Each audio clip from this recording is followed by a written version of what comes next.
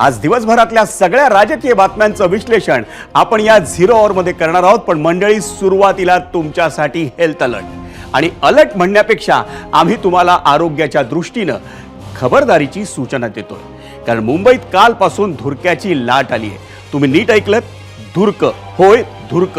कारण सध्याच्या मोकळ्या हवेतल्या कुंदपणाला तुम्ही कदाचित धुकं समजून थंडीची मजा लुटण्यासाठी बाहेर पडत असाल तर थांबा।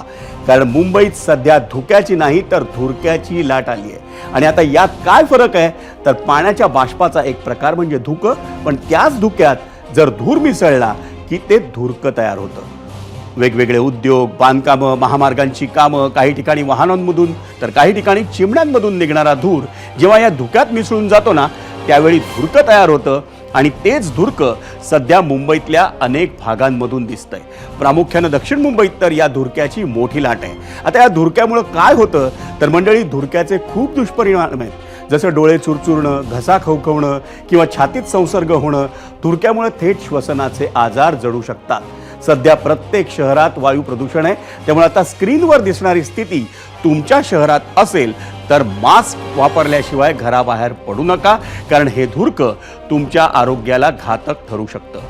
मुंबईत गडद होणारं धुरकं पाहिल्यानंतर आता बातमी आहे ती बीडमधल्या वाढत्या राजकीय धुक्याची। हे धुकं गडद होतंय अन्न आणि नागरी पुरवठा मंत्री धनंजय मुंडेंभोवती। आजपासून बरोबर 18 दिवसांपूर्वी बीडच्या मसाजोग गावचे सरपंच संतोष देशमुख यांची अपहरण करून हत्या होते। त्या हत्येआधी संतोष देशमुखांना झालेल्या मारहाणीचा फोटो व्हायरल होतो आणि या प्रकरणाची दाहकता वाढते। तपास सुरू होतो आणि तो पोहोचतो वाल्मिक कराडपर्यंत। या प्रकरणात अटकेत असलेला आरोपी विष्णू चाटेची पोलीस कोठडी आज वाढवण्यात आली। मसाजोगचे सरपंच संतोष देशमुख यांच्या हत्येप्रकरणी आज लातूरात आक्रोश मोर्चाही काढण्यात आला। जिल्ह्यातील रेणापूर तालुक्यातल्या 50 पेक्षा जास्त गावातून लोक एकत्र आले। त्यांनी आक्रोश मोर्चा काढला। याच मोर्चाच्या वतीनं रेणापूरच्या तहसीलदार मंजुषा भगत यांना 7 प्रमुख मागण्यांचं निवेदन देण्यात आलं। यावेळी उपस्थितांशी संवाद साधताना माझ्या वडिलांच्या मारेकरांना अटक करून त्यांना कठोर शिक्षा झालीच पाहिजे असं म्हणत मयत सरपंच संतोष देशमुखांच्या मुलीनं आपला आक्रोश हा समाजासमोर बोलून दाखवला। याच प्रकरणात बीडमध्ये उद्या सर्वपक्षीय मोर्चाचं आयोजन करण्यात आलंय आणि त्या मोर्चात जिल्ह्यातील प्रमुख राजकीय नेते आणि मराठा आंदोलक मनोज जरांगे हेही सहभागी होणार आहेत। त्या पार्श्वभूमीवर मोर्चात कोणताही अनुचित प्रकार किंवा घटना टाळण्यासाठी बीडमध्ये पोलीस प्रशासनाकडून चोख तयारी करण्यात आली आहे। डॉक्टर बाबासाहेब आंबेडकरांच्या पुतळ्याला अभिवादन करून हा मोर्चा जिल्हाधिकारी कार्यालयावर जाणार आहे। सांगते की जसं मी म्हणलं तुम्ही सर्व माझ्या सोबत आहात, तसं तुम्ही सर्व या मोर्चाला सहभागी राहा। मी एवढीच विनंती करते आणि माझ्या वडिलांना लवकरात लवकर न्याय मिळेल। बरं, आता हे आक्रोश मोर्चाला आता सुरुवात होते, उद्या बीडमध्ये बंद आहे, काय सांगशील त्याच्याबद्दल? बीडला पण सर्वांनी यावे आणि माझ्या सोबत माझ्या वडिलांना न्याय मिळवून द्या। या प्रक्रियेत तुम्ही सर्वजण माझ्या सोबत आहात आणि असेच कायम सोबत राहावे एवढीच विनंती करते। मंडळी, बीडमधल्या उद्याच्या सर्वपक्षीय मोर्चाचा प्रत्येक क्षण आणि क्षण आम्ही तुमच्यापर्यंत पोहोचवूच। पण त्याआधी आजची सर्वात मोठी बातमी। त्याचं झालं असं की बीडच्याच आष्टीचे आमदार आहेत सुरेश धस। ते आहेत भाजपचे आमदार, पण आमदार धस यांनी आज बीड जिल्हा पोलीस अधीक्षक नवनीत कुमार कावत यांची भेट घेतली। हेच ते सुरेश धस आहेत ज्यांनी संतोष देशमुख हत्या प्रकरणात हिवाळी अधिवेशन असो किंवा आणखी काही कोणतंही व्यासपीठ, सुरेश धस यांनी व्यासपीठावरून संतोष देशमुख हत्या प्रकरणावर भाष्य केलंय। इतकंच नाही तर त्यांनी नाव न घेता मंत्री धनंजय मुंडे यांच्याकडे बोट दाखवत काही आरोपही केले। आमदार सुरेश धस यांनी आजही पोलीस अधीक्षकांना भेटल्यानंतर संपूर्ण पत्रकार परिषदेत अगदी पहिल्या वाक्यापासून अशाच स्टाईलने आरोप केले। या पोलीस दलाचं जे खच्चीकरण गेल्या 5 वर्षामध्ये झालेलं आहे, कोणालाही उचलायचं, अर्ध्या रात्री कोणीकडे नेऊन टाकायचं, चांगले अधिकारी उचलायचे। जिथे चौकशीमध्ये चांगले अधिकारी निघाले की त्याला लगेच उचलायचं आणि आरोपींना मदत होईल अशा ठिकाणी, अशा जागेवर ते अत्यंत निष्क्रिय लोक ठेवायचे आणि त्या गुन्ह्यामधला आपला जो हेतू आहे तो साध्य करून घ्यायचा। असे मोठे प्रकार बीड जिल्ह्यामध्ये घडलेले। आपण ऐकलं गेल्या 5 वर्षात पोलिसांचं खच्चीकरण करण्यात आलंय असा आरोप करतानाच सुरेश धस यांनी आणखीही काही गंभीर आरोप केलेत. आम्ही तर म्हणू की आरोपांची ती मालिका होती आणि उत्तरही होती. त्यातला पहिला आरोप होता महादेव ॲपवरच्या 9 अब्ज म्हणजे 900 कोटी रुपयांच्या व्यवहाराचा, तोही केवळ टेंभुर्णी नावाच्या एकाच गावातून. मंडळी, 900 कोटी हा व्यवहारांचा आकडाच इतका मोठा आहे की त्यामुळे बीडमधल्याच नाही तर अवघ्या महाराष्ट्रातल्या नागरिकांना धक्का बसावा.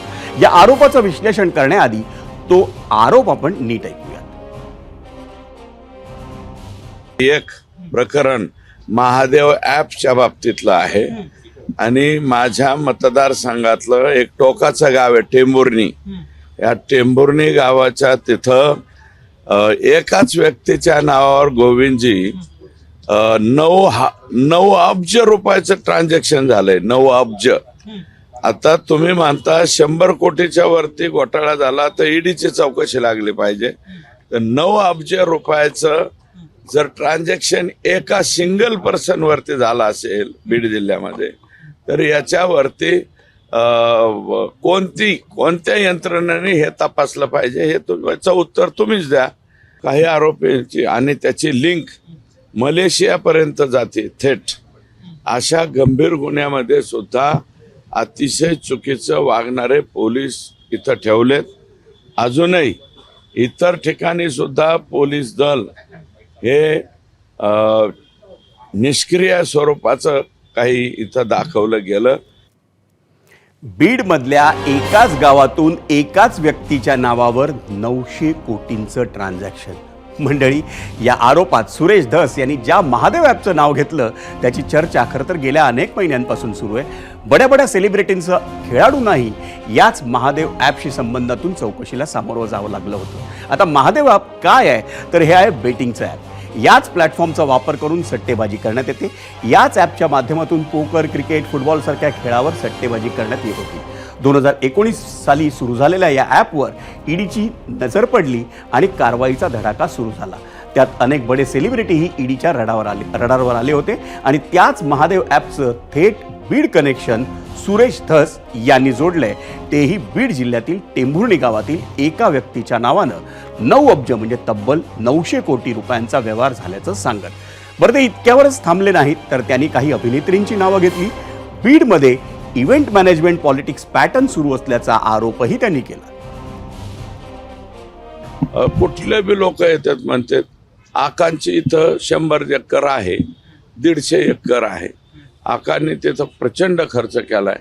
30 कोटी 40 कोटीचे तो बंधारेच बांधले आपल्याच जमिनीत. मग हे इतकं कुठून आहे या 5 वर्षात एवढं कुठून आलं? आणि आम्ही आपलं त्यांचं बघत असतात बा. रश्मिका मंडाना, परत ते कोणती हिरोईन ते लय नाचते बा जास्त. हा, लय कंबार राहिली ती सपना चौधरी. सपना चौधरी, रश्मिका मंडाना, अजून काय माझ्या नवीन प्राजक्ता माळी. प्राजक्ता माळी सुद्धा आमच्या इकडे येतात बरं का. याच्यासाठी जर अतिशय जवळचा पत्ता तुम्हाला सापडायचा असेल तर तो आमच्या परळी पॅटर्न जो आहे, परळीचा हाही एक पॅटर्न आहे. मंडळी, आमदार सुरेश धस यांनी काही सेलिब्रिटींची नावं घेतल्यानंतर त्यांचा रोग कोणाकडे होता हे अगदी स्पष्ट झालंय.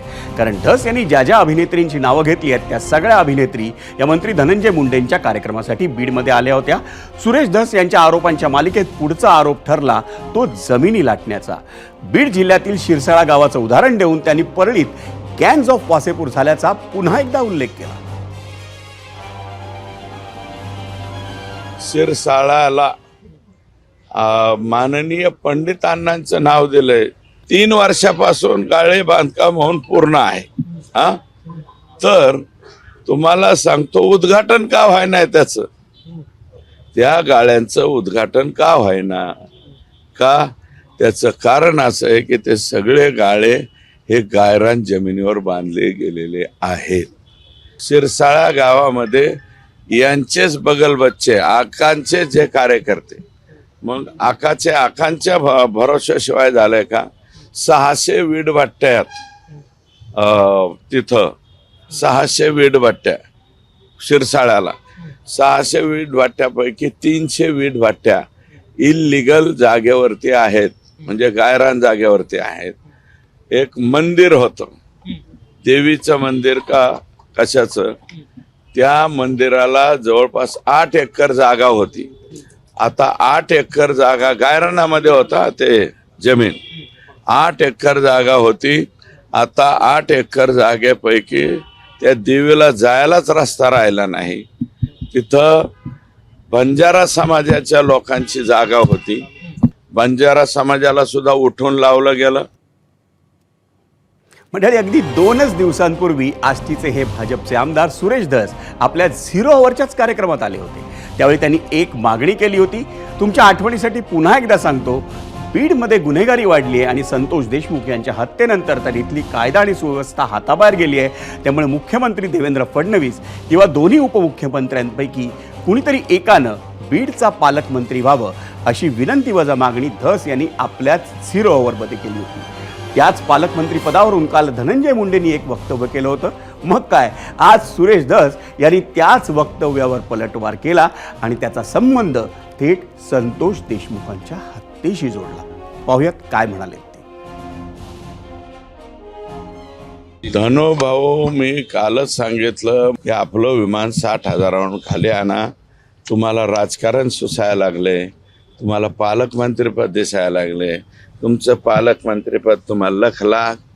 अरे बाबा, परत हो पालकमंत्री बरं का.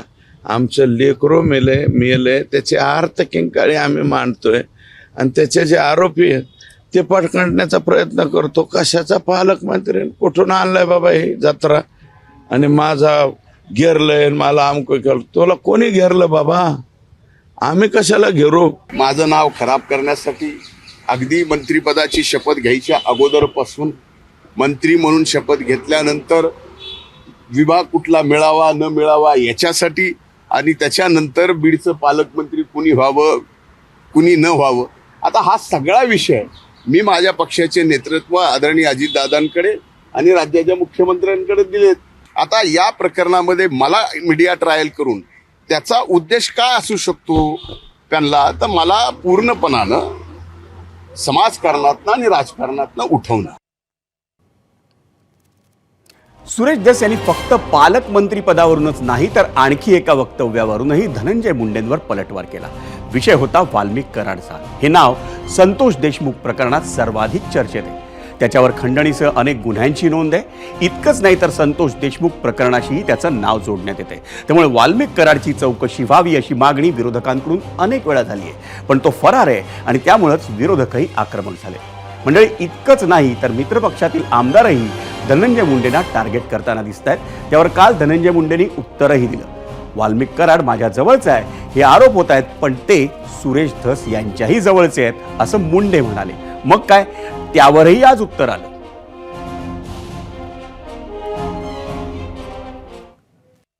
वाल्मिक करारांची जवळीक सुरेश धसांच्या सोबत होती. माझ्या जवळचे तर आहेतच. त्यांच्यावरती जो गुन्हा दाखल झालेला आहे त्याचीही चौकशी पोलीस या ठिकाणी करतीये आणि त्या ठिकाणी तीही अतिशय पारदर्शकतेपणानं चौकशी झाली पाहिजे या मताचा मी आहे. त्यामुळं शासन कुणालाही पाठीशी घालत नाही. हो, कसे संबंध आहेत? मधुर, अमधुर, सुमधुर, कसे संबंध सांगितले पाहिजे ना. मधुर संबंध, सुमधुर संबंध. ऐका, एक मिनिट ऐका. राजकारणामध्ये तुम्ही पण माझे मित्रच होते ना, परंतु मित्र म्हणून तुम्ही वागत असताना त्याची तारीख सांगाल, कागद आहे माझ्याजवळ, उद्याच्याला सांगेल ना लोकांच्या पुढं कोणत्या तारखेपासून तुमचे आणि माझे संबंध चांगले राहिले नाही ते मी सांगेल. आणि सुरेश धस यांनी धनंजय मुंडेंना आपल्याच स्टाईलनं उत्तर दिल्यानंतर त्यांनी बीड जिल्ह्यात आणखी एक घोटाळा सुरू असल्याचा आरोप केला. आणि तो घोटाळा आहे राख घोटाळा. मंडळी, विधानसभेत वाळू माफियांवर बोललो तेव्हापासून वाळू माफिया शांत आहेत, पण आता राखेच्या गाड्यांकडून हप्ते सुरू झाले. इतकंच नाही तर ही वसुली टोलपेक्षाही जास्त आहे आणि त्यातही बीडच्या आकाचा हात असल्याचा दावा सुरेश धस यांनी केला. राख माफिया सुद्धा फार मोठ्या प्रमाणात परळीत आहेत. तर जी राखेची गाडी तिथून निघेल त्या प्रत्येक राखेच्या गाडीवरती XYZ कुणाचा तरी टोल होता आणि तो टोल देता देता सुद्धा बेजारी लोकांची झालेली आहे. आताही तेव्हा कलेक्टर आता उद्या परवा जॉईन होत आहेत, कलेक्टरांना मी सांगणार आहे की ते तिथलं राखेचं जे काय गोड गंबाल ते बंद करा. हे कोणीतरी दररोज कोट्यवधी रुपयामध्ये त्याची उलाढाल होईल असे ते व्यवसाय आहेत. मंत्री धनंजय मुंडेवर त्यांच्याच मित्रपक्षातील आमदार इतके घणाघाती आरोप करत असताना अजित पवारांच्या राष्ट्रवादी काँग्रेस पक्षाकडून म्हणावं तसं प्रत्युत्तर येताना दिसत नाहीये. या प्रकरणात कोणतीही प्रतिक्रिया न देणंच अनेक नेते पसंत करत आहेत. पण असं असलं तरी धनंजय मुंडेंच्या बाजूनं प्रवक्ते अमोल मिटकरी यांनी उत्तर दिलं. सुरेश धस यांनी बीडचं प्रकरण लावून धरलंय, त्यावरूनच धस यांना कुणी सुपारी दिली असा सवाल राष्ट्रवादी काँग्रेसचे प्रवक्ते अमोल मिटकरींनी विचारला. त्याला सुरेश धस यांनीही तितकंच जोरदार प्रत्युत्तर दिलं. जाणीवपूर्वक एकाच व्यक्तीचं राजकारण संपवण्याची सुपारी सुरेश धस यांना कुणी दिली, त्यांनी का घेतली, याचं स्पष्टीकरण एकदा महाराष्ट्राच्या समोर आलं पाहिजे. आणि मसाजोग प्रकरण वळतं करायला, डायव्हर्ट करायला आणि आपली मागचे काळे कारनामे लपवायला सर्वांनी एकत्र मिळून काही वेगळं राजकारण सुरू केलंय का हे सुद्धा तपासलं पाहिजे. हमाम में सब नंगे होते हैं सुरेश अण्णा. त्यामुळं जे काही तुम्ही करता आहात हे त्या पीडित कुटुंबाला न्याय देण्यापेक्षा तुम्ही तुमचं स्वार्थी राजकारण करतात का, हे बीडच्या जनतेला आणि सोबतच महाराष्ट्राला कळून चुकलं. अमोल पटकरी फार लहान आहे बरं का. माझी त्याला एकदा विनंती, अमोल तू कोणाच्या बी नादी लाग, या रगेलच्या नादी लागू नको, तुला लय महागात पडन. मी आता एकदा त्याचं ऐकून घेतो, पण वडिलकीच्या नात्याने त्याला समज देतो. तुझं कुणीकडे बी दुकान चालव, माझ्यावर दुकान चालवू नको, तुझं अवघड होईल. अमोल मिटकरनी प्रश्न विचारले, त्याला पण सुरेश धसांनी उत्तर दिलं. पण सुरेश धसांनी धनंजय मुंडेंवर टीका करणं हे साहजिकच भाजपच्या नेतृत्वालाही पसंत पडलेलं नाही. चंद्रशेखर बावनकुळेंनी आज बोलूनही दाखवलं. पाहूयात ते नेमकं काय म्हणाले. मी सुद्धा याच्यामध्ये सुरेश धसशी बोलणार आहेत आणि सुरेश धसशीची मी चर्चा करणार आहे. शेवटी काही सुरेश धस साहेबांच्या मला शंका असतील तर सरकारसमोर मांडल्या पाहिजे. या तपासातल्या बाबी सुटणार नाही याची काळजी आम्हाला घ्यायची आहे आणि सर्वांनाच घ्यायची आहे. घटनेचा तपास महत्त्वाचा आहे आणि त्या तपासामध्ये कुठलंही स्टेटमेंट असे नको ज्या स्टेटमेंटनी या तपासाला थोडी त्या ठिकाणी अडचण निर्माण होईल.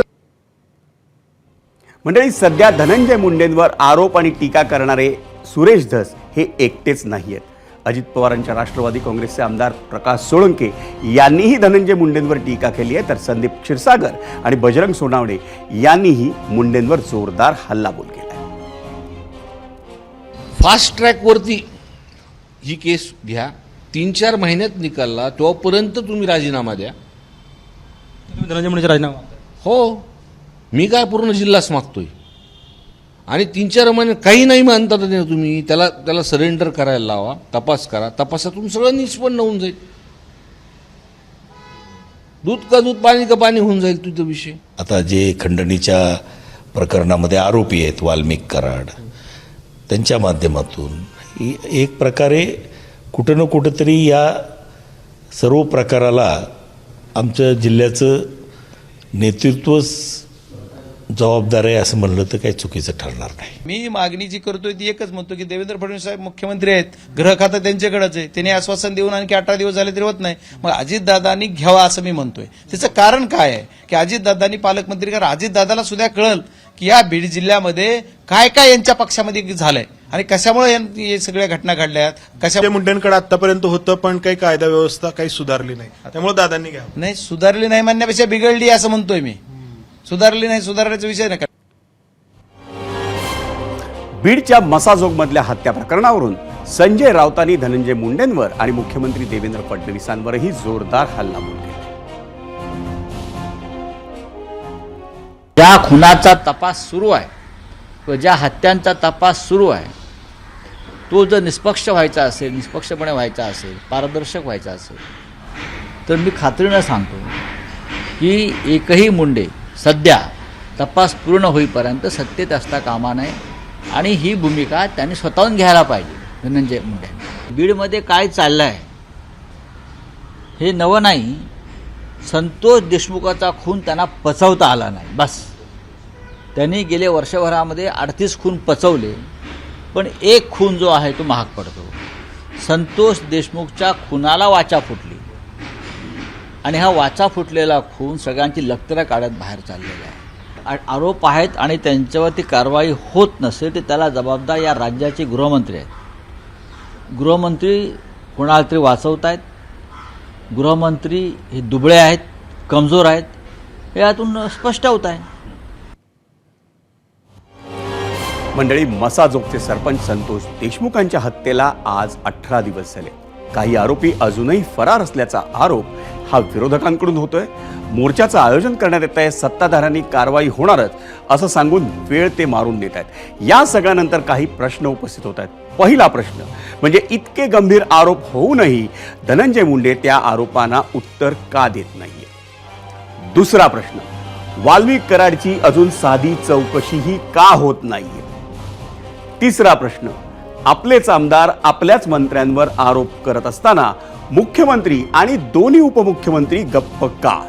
आणि चौथा प्रश्न, मराठा वंजारी वर्चस्वाच्या लढाईचा राजकीय शहकाटछासाठी वापर करण्यात येतोय का. मंडळी, याच प्रश्नांची उत्तरं आज प्रत्येक बीडचा नागरिक मागतोय. मंडळी, कालचा दिवस तुम्हा भारतीयांसाठी एका अतिशय दुःखद बातमीनं मावळला. देशाचे माजी पंतप्रधान, माजी अर्थमंत्री आणि अर्थतज्ञ डॉक्टर मनमोहन सिंग यांचं वयाच्या 92व्या वर्षी निधन झालं. झिरोवरच्या दुसऱ्या सत्रात आपण डॉक्टर मनमोहन सिंग यांच्या कारकिर्दीवर चर्चा करणार आहोत. पण ही चर्चा त्यांच्या प्रशासकीय कारकिर्दीतल्या पहिल्या जबाबदारीपासून क्रमशः पद्धतीची नसणार आहे. पण तुम्हा भारतीयांचं जीवन, एकंदरीतच आपलं जीवनमान आणि जीवनशैली बदलण्यात डॉक्टर मनमोहन सिंगांनी कशी मोलाची भूमिका बजावली याचा उहापोह आपण या झिरो अवरमध्ये करणार आहोत.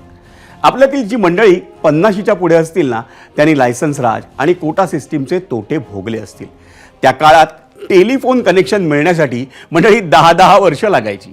कुणाला मोटार किंवा स्कूटर घ्यायची तरी 10 ते 15 वर्ष वाट पाहावी लागायची. एवढंच काय तर सिमेंटची निर्मिती कधी होणार, TV किती बनणार हेही त्या काळात सरकार ठरवायचं आणि त्यामुळं सर्वच गोष्टींची कायमस्वरूपी टंचाई असायची. म्हणजे उत्पादक विकायला तयार, ग्राहक विकत घ्यायला तयार, मध्ये मात्र सरकारचा अडथळा, अशी परिस्थिती होती. स्वातंत्र्यानंतर भारतानं अवलंबलेल्या समाजवादी अर्थव्यवस्थेचा तो परिणाम होता. 1990 सालच्या शेवटी मात्र देशाची परिस्थिती इतकी बिकट झाली की आपल्याला तब्बल 20 टन सोनं हे इंग्लंडमध्ये गहाण ठेवावं लागलं. 1991मध्ये नवं सरकार आलं आणि तेव्हाच्या पंतप्रधान आणि अर्थमंत्री या जोडगोळीनं देशाला वाचवलं. ती जोडगोळी म्हणजे नरसिंहराव आणि डॉक्टर मनमोहन सिंग. त्या दोघांनी अर्थव्यवस्थेत आमूलाग्र बदल केले. त्यांनीच भारतीय अर्थव्यवस्थेचं उदारीकरण, खाजगीकरण आणि जागतिकीकरणही केलं. त्यामुळे परदेशी गुंतवणुकीचा ओघ सुरू झाला. देशात लाखो करोडो नोकऱ्या निर्माण झाल्या. आपल्या चहूबाजूनं आपण सध्या विविध ब्रँड्स पाहतोय, म्हणजे McDonald's, burger king, Starbucks, Nike, Skechers, Hyundai, Volkswagen, Coca Cola, Domino's वगैरे वगैरे. हे एक ना अनेक बहुराष्ट्रीय ब्रँड्स म्हणजे डॉक्टर मनमोहन सिंग यांची पुण्याई आहे असंच म्हटलं पाहिजे. पंतप्रधान झाल्यावर डॉक्टर सिंग यांची कारकीर्द केवळ आर्थिक क्षेत्रापुरती मर्यादित राहिली नाही. सामाजिक जीवन, कृषी, कामगार क्षेत्र, आंतरराष्ट्रीय संबंध अशा नानाविध क्षेत्रात भारत कित्येक मैलांनी पुढे गेला. एवढंच काय तर सध्या आपल्या जीवनाचं अविभाज्य भाग बनलेलं आधार कार्ड हे देखील डॉक्टर सिंग यांच्याच कार्यकाळात सुरू झालं होतं. हे सर्व मुद्दे आपण अगदी तपशीलवार पाहणार आहोत. सुरुवात करूया 1991 सालच्या उदारीकरणाच्या धोरणापासून. मंडळी, 1991 साली तत्कालीन पंतप्रधान नरसिंह राव आणि अर्थमंत्री डॉक्टर मनमोहन सिंग यांनी देशाचं नाक कापलं जाण्यापासून वाचवलं असं म्हटलं तर वावगं ठरणार नाही. कारण त्यावेळी केवळ 15 दिवस पुरेल इतकंच परकीय चलन आपल्याकडे शिल्लक होतं. त्यावेळी कठोर पावलं उचलली नसती तर आंतरराष्ट्रीय बाजारातून तेल घेता आलं नसतं, तसंच कर्जाचे हप्तेही थकले असते. ही सगळी स्थिती सरकार स्थापन केल्यावर लगेचच नरसिंह राव यांच्या लक्षात आली होती. कर्ज हवं असेल तर अर्थव्यवस्थेत मूलभूत सुधारणा कराव्या लागतील अशी अट आंतरराष्ट्रीय नाणेनिधी म्हणजे IMFनं घातली होती. भराभर पावलं उचलावी लागणार होती, पण नक्की करायचं काय? IMF आणि अन्य आंतरराष्ट्रीय वित्त संस्थांशी वाटाघाटी करणार कोण? भारताचं हित जपताना देशाचं सार्वभौमत्व धोक्यात येणार नाही याची काळजी घेणं कुणाला जमणार? या सर्व प्रश्नांचं उत्तर एकच होतं आणि ते नरसिंह रावांच्या डोक्यात होतं. ते म्हणजे रिझर्व्ह बँकेचे माजी गव्हर्नर आणि पंतप्रधानांचे अर्थविषयक माजी सल्लागार डॉक्टर मनमोहन सिंग. त्यांनी अर्थमंत्रीपदाची शपथ घेताच डॉक्टर सिंग ताबडतोब कामाला लागले. पुढच्या काही आठवड्यांमध्ये बजेट मांडायचं होतं. 1991 सालचं ते बजेट स्वातंत्र्योत्तर काळातलं सर्वात ऐतिहासिक आणि क्रांतिकारी बजेट ठरलं. या बजेटमध्ये सरकारनं लायसन्स राज यंत्रणा जवळपास गुंडाळून ठेवली. अनेक क्षेत्रांमधले जहाल नियम शिथिल केले. परदेशी गुंतवणुकीची वाट मोकळी करून दिली आणि अनेक सरकारी कंपन्या विकायला काढल्या. अवघ्या 2 वर्षात याचा परिणाम दिसू लागला. अर्थव्यवस्थेच्या प्रगतीचा पाया असा रचला जात होता की 1991 पासून पुढील 25 वर्षात अर्थव्यवस्थेचा आकार हा 6 पटीने वाढला. त्याच पार्श्वभूमीवर पाहूयात 1991 सालापासून 2014 सालापर्यंत भारताच्या सकल राष्ट्रीय उत्पन्नात अर्थात GDP मध्ये कसा बदल होत गेला.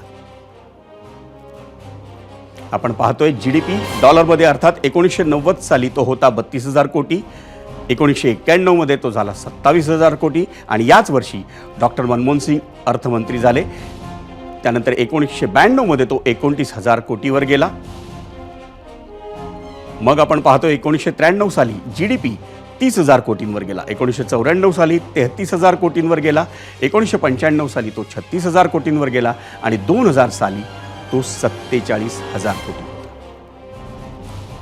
2004 ज्यावेळी डॉक्टर मनमोहन सिंग हे पंतप्रधान झाले त्यावेळी देशाचा GDP होता 71,000 कोटी. 2005 मध्ये तो 82,000 कोटींवर गेला. 2010 मध्ये तोच GDP 1.68 लाख कोटींवर गेला आणि मग 2014 मध्ये जेव्हा डॉक्टर सिंग हे पंतप्रधान पदावरून पायउतार झाले तेव्हा देशाचा GDP हा 2.04 लाख कोटींवर होता.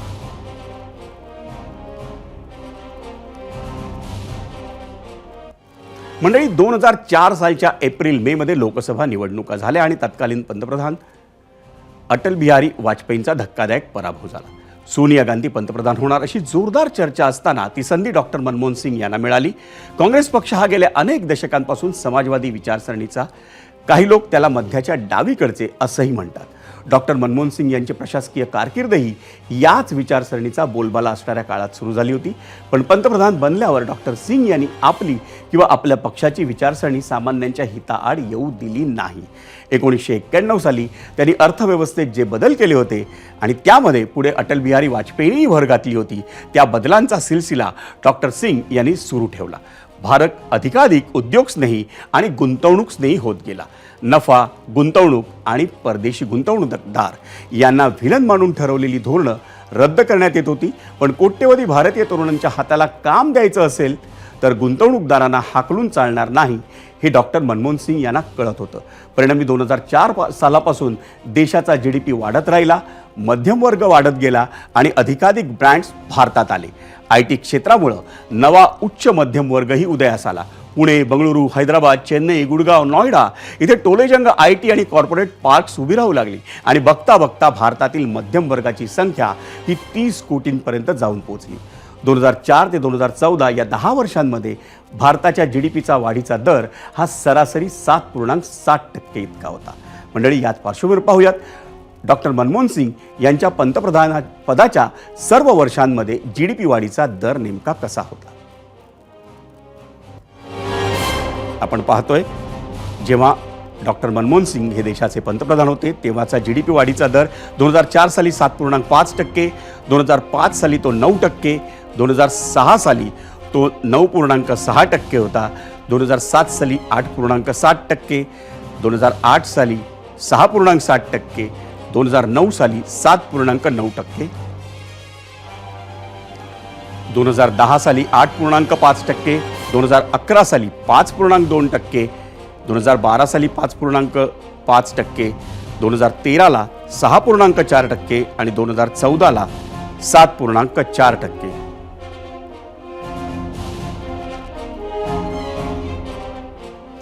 मनमोहन सिंग यांची आणखी एक किमया. मनमोहन सिंग यांच्या कारकिर्दीच्या म्हणजे पंतप्रधान पदाच्या कारकिर्दीच्या त्यांच्या दुसऱ्या कार्यकाळात आधार कार्डाची योजना त्यांनीच आणली. त्यामुळे भारतीयांचं जीवन अधिक सुकर बनलं. त्याआधी अनेक ठिकाणी रेशन कार्ड ग्राह्य मानलं जायचं, पण काही खाजगी आस्थापनं ते स्वीकारायची नाहीत. अन्य राज्यात स्थायिक झाल्यावर अडचण यायची, मग स्थानिक घरमालकाकडून प्रशस्तीपत्र घ्यावं लागायचं. आधार कार्डामुळे ही सारी कटकट संपली आहे. एक देश एक कार्ड या संकल्पनेतून आधारचा जन्म झाला होता आणि ही योजना विना अडथळा राबवली जावी यासाठी डॉक्टर सिंग यांनी इन्फोसिसचे सहसंस्थापक नंदन निलेकणी यांची निवड केली. आधार प्राधिकरणाची सगळी सूत्रं निलेकणी यांच्याकडे सोपवण्यात आली आणि प्रशासकीय यंत्रणेकडून आडकाठी होऊ नये म्हणून त्यांच्या पदाला कॅबिनेट दर्जा देण्यात आला. भाजप तेव्हा विरोधात होता, पण सत्तेत आल्यावर पंतप्रधान मोदींनी आधार योजनेचा केवळ पुरस्कारच केला नाही तर त्यासाठी निधीही वाढवून दिला. मोदी सरकारच्या अनेक कल्याणकारी योजनांच्या वितरणात आधार कार्डच कामी आलं आणि अजूनही येतंय. या योजनेबद्दल अधिक माहिती पाहूयात आपण ग्राफिक्समधून. डॉक्टर सिंग यांचा भारताला आधार कार्डासाठी डॉक्टर सिंग यांच्या सरकारनं नंदन निलेकणी यांच्या नेतृत्वाखाली स्वतंत्र प्राधिकरण स्थापन केलं. 29 सप्टेंबर 2010 रोजी पहिला आधार क्रमांक नंदुरबारमध्ये वितरित करण्यात आला. सप्टेंबर 2010 ते सप्टेंबर 2023 पर्यंत 139 आधार क्रमांक निर्गमित करण्यात आलेत. ओळख, वय आणि निवासस्थान या तिन्ही बाबींचा पुरावा या एकाच कागदपत्रात आहे. रेशन कार्ड, मतदान कार्ड, वाहन परवाना, पासपोर्ट सारखी कागदपत्र जवळ बाळगण्याची गरज या आधार कार्डामुळे संपलेली आहे. सर्व सरकारी योजना, अर्ज भरतीसाठी आधार हे ग्राह्य मानलं जातं. थेट लाभ हस्तांतरण प्रक्रियेतील भ्रष्टाचार, चोरी, दलाली ही आधारमुळे संपुष्टात आली. लाडकी बहीण सारख्या योजना राबवण्यातही आधारची मोठी मदत झाली आहे हे विसरता येणार नाही. सिम कार्ड, विमा, कर्ज यासारख्या खाजगी सेवा मिळवण्यासाठी देखील आधारचाच उपयोग होतो. वर्ल्ड बँकेकडून देखील आधार योजनेचं कौतुक करण्यात आलंय. विरोधात असताना भाजपकडून आधारचा बोगस योजना म्हणून उल्लेख करण्यात आला होता. मात्र सत्तेत आल्यावर भाजपकडून आधारचा पुरस्कार आणि योजनेसाठी निधी देखील वाढवण्यात आलाय.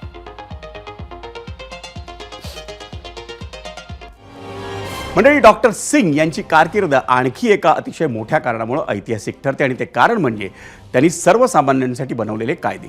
UPA सरकारच्या काळात जनतेला अनेक पथदर्शी अधिकार देणारे कायदे करण्यात आले. या कायद्यांमुळे विशिष्ट अधिकार आणि सेवा देण्याला सरकार बांधील झालं. त्यातील काही प्रमुख कायदे आपण पाहूया ग्राफिक्समधून.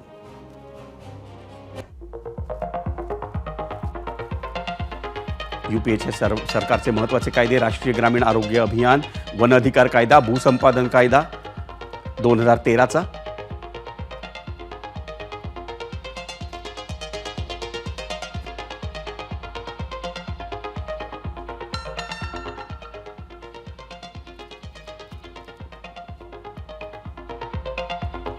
UPA सरकारचे महत्त्वाचे कायदे: अन्न सुरक्षा कायदा, शिक्षण अधिकार कायदा, माहिती अधिकार कायदा, राष्ट्रीय ग्रामीण रोजगार हमी योजना.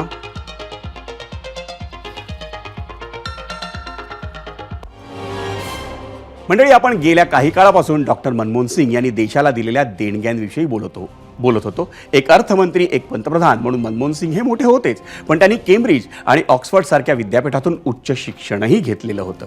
रिझर्व्ह बँकेच्या गव्हर्नर पदाची आणि नियोजन आयोगाच्या उपाध्यक्षपदाची जबाबदारीही त्यांनी सांभाळली होती. पण उच्च शिक्षित असूनही किंवा मोठमोठी पदं भूषवूनही मनमोहन सिंग यांच्या व्यक्तिमत्वात कोणताही बडेजाव नव्हता.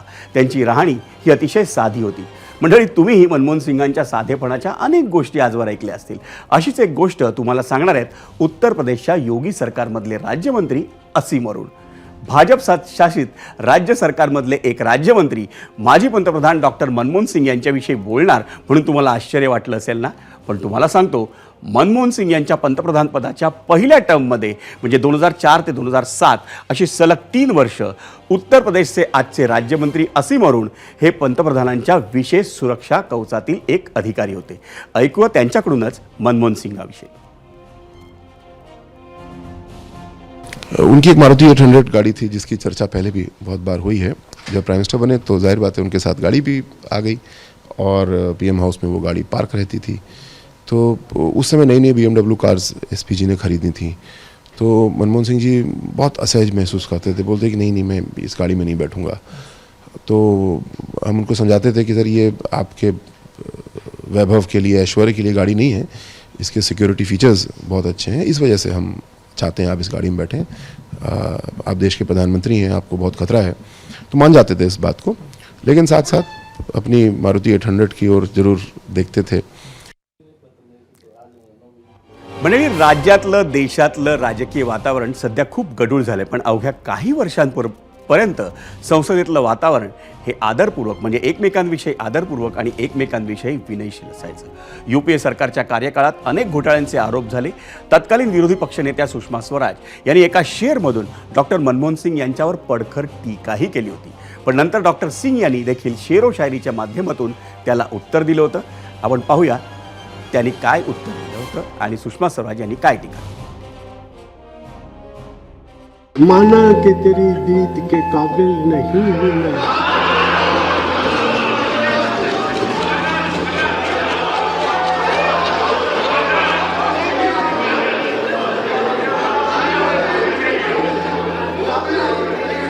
माना कि तेरी दीद के काबिल नहीं हूं मैं, तू मेरा शौक तो देख, मेरा इंतजार तो.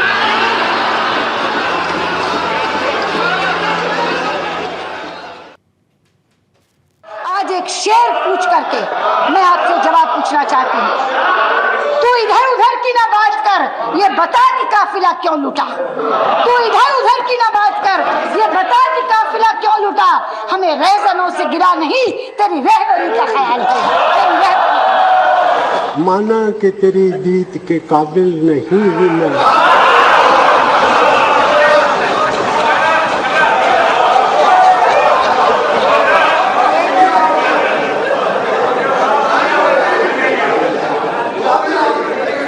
माना कि तेरी दीद के काबिल नहीं हूं मैं, तू मेरा शौक तो देख, मेरा इंतजार तो.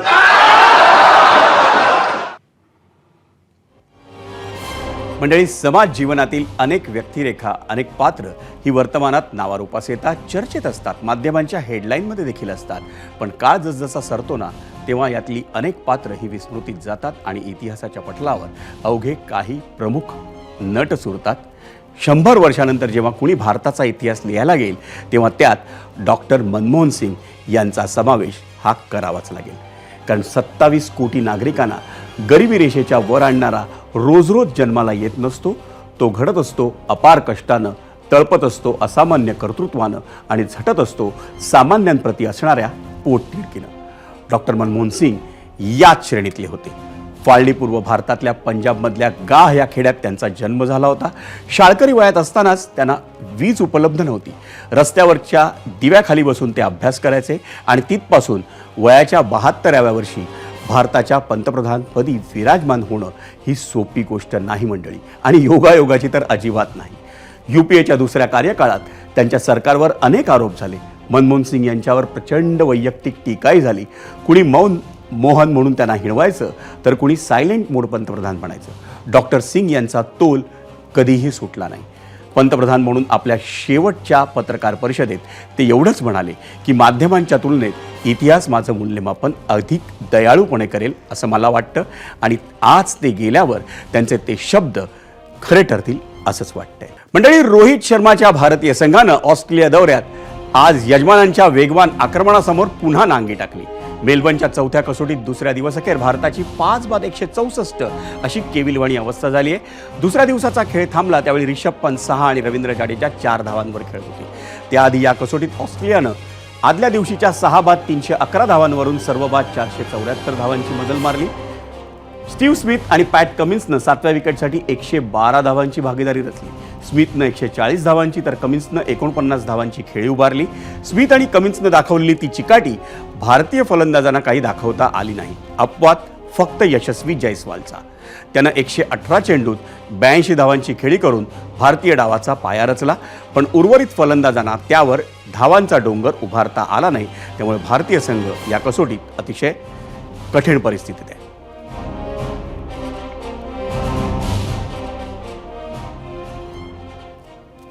आणि या बातमीनंतर मंडळी 0 ओव्हरमध्ये वेळ झाली आहे इथंच थांबण्याची. पण सोमवारी रात्री 7:56 पुन्हा भेटूयात नव्या राजकीय आणि सामाजिक बातम्या तसंच त्यांच्या विश्लेषणासह.